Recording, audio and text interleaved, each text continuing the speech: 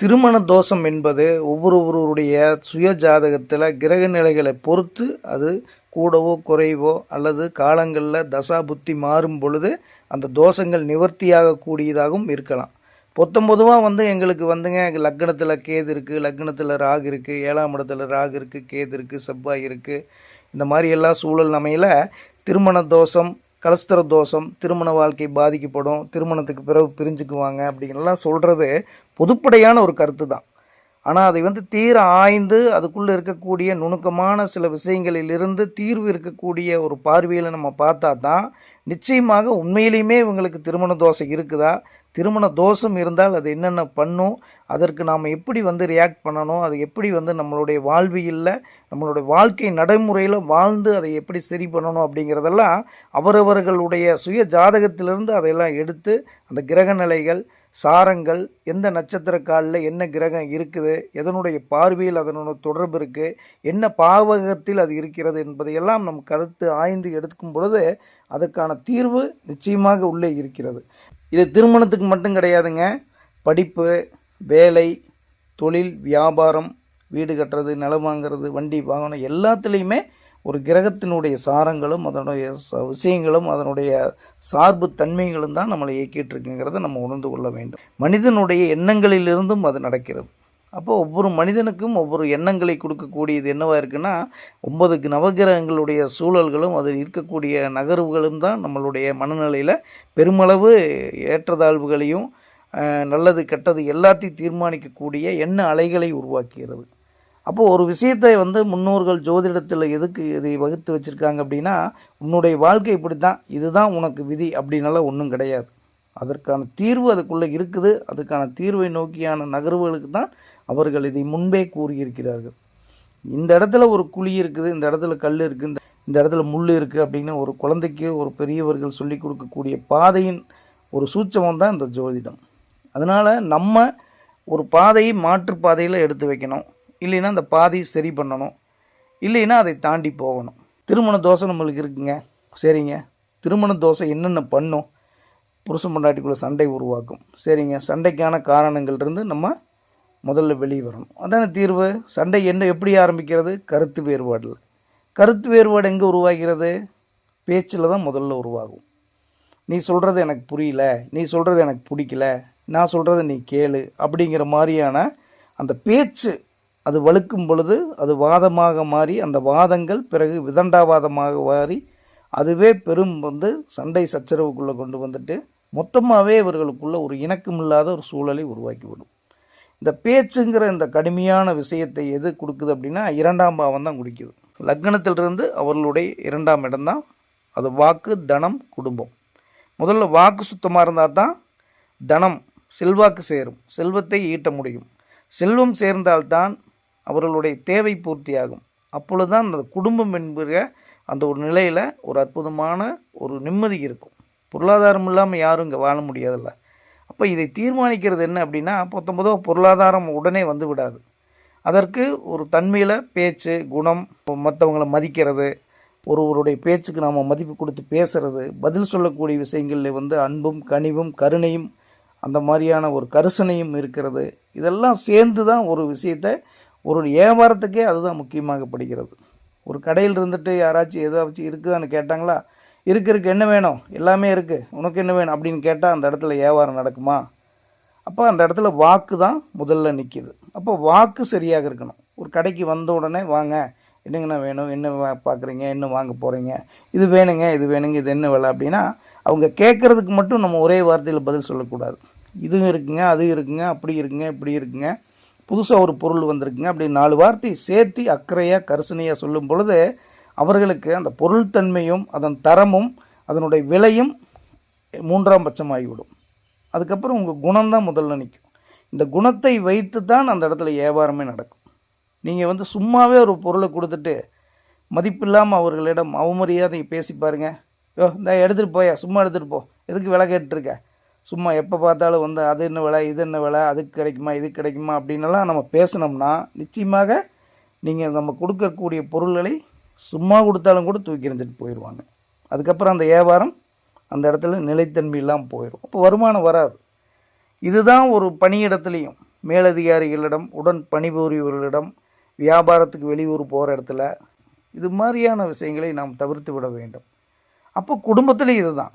அப்போ குடும்பத்தில் கணவன் மனைவி அது எப்படிப்பட்ட 20 பொருத்தமும் எல்லாத்துக்கும் நல்லா இருக்குது அப்படின்னு திருமணமானவங்களும் கூட வாக்கில் சுத்தம் இல்லைன்னா வாழ்க்கை முடிஞ்சிடும். அப்போ முதல்ல வாக்கு, அதை சார்ந்து தனம், தனம் சார்ந்து குடும்பம். அப்போ 2ஆம் இடம் என்பது ஒருவருடைய வாழ்க்கையில் முக்கியமான இடம்.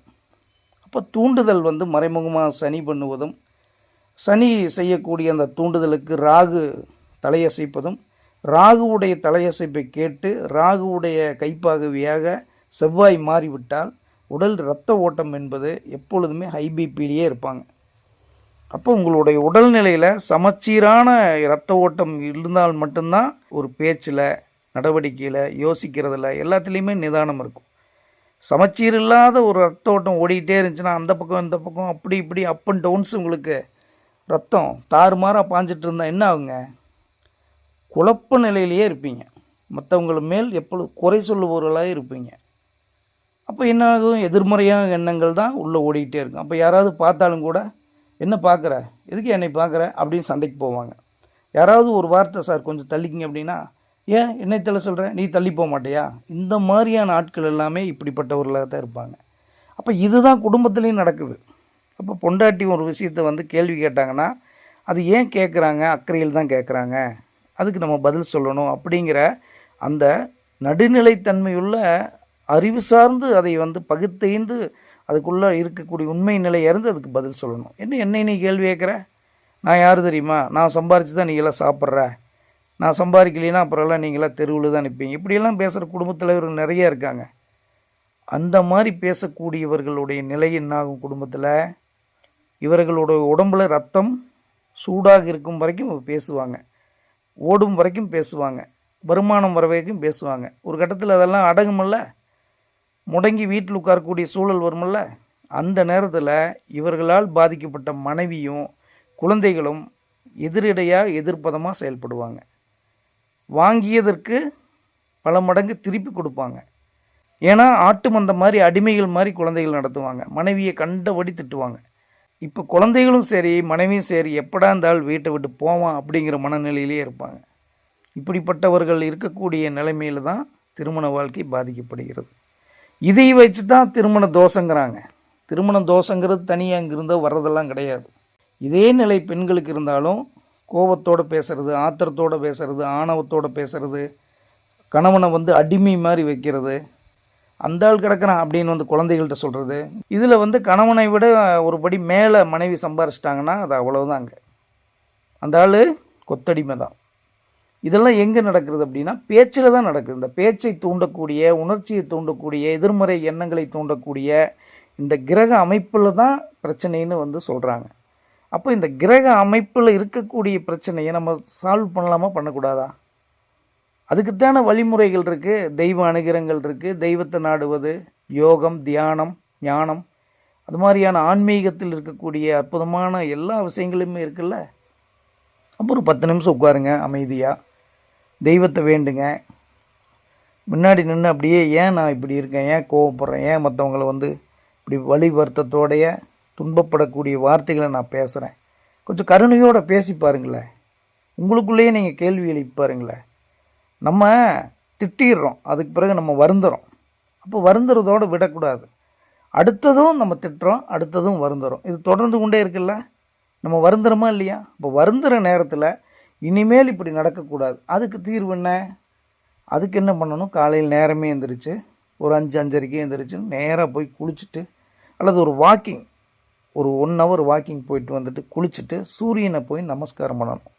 சூரிய பகவானை நமஸ்காரம் பண்ணும் பொழுது தான் ராகு, கேது, செவ்வாய், சனி இந்த மாதிரியான அனைத்து கிரகங்களுடைய அதனுடைய எதிர்மறை விஷயங்கள் எல்லாமே நேர்மறையாக மாற்றக்கூடிய சக்தி ஒளி பொருந்திய சூரியனுக்கு தான் இருக்குது. நம்மளுக்கு கண் கண்ட தெய்வம் அப்படின்னா சூரியனும் சந்திரன் தான். அந்த 2 கிரகத்தை தான் நம்ம கண்ணால் பார்க்குறோம், மற்றெல்லாம் நம்மளுக்கு தெரியுதுங்களா? தெரியாது. அப்போ சந்திரனை மதியாகவும் சூரியனை ஆன்மாவாகவும் இப்படி படைக்கப்பட்ட நம்மளுடைய மனித உடலின் அனைத்து விதமான பாகங்களும் அது ஒருமத்து செயல்படுவதற்கு சூரியனுடைய ஆன்ம பலம் தேவைப்படுகிறது. ஆன்ம பலமடைந்தால்தான் உடல் இங்கே வலிமையடையும். உடல் வலிமையடைந்தால்தான் உயிர் சக்தி பெறும். உயிர் சக்தி பெறுந்தால்தான் நிச்சயமாக நம்மளுடைய எண்ணங்களில் இருக்கக்கூடிய அந்த ஒரு எனர்ஜி பாசிட்டிவ் அங்கே வேலை செய்யும். அதுதான் மனக்காரகன். அப்போ சந்திரனுடைய அந்த சூரியனுடைய ஒளி தான் சந்திரன் வாங்கி ஒளி வீசுகிறது. இது சயின்ஸு. அதே தான் நம்ம உடம்புலையும் நடக்குது. இதுதான் ஆஸ்ட்ராலஜி. இதுதான் வானவியல் சாஸ்திரம் என்று சொல்கிறார்கள். இது மூட நம்பிக்கை கிடையாது.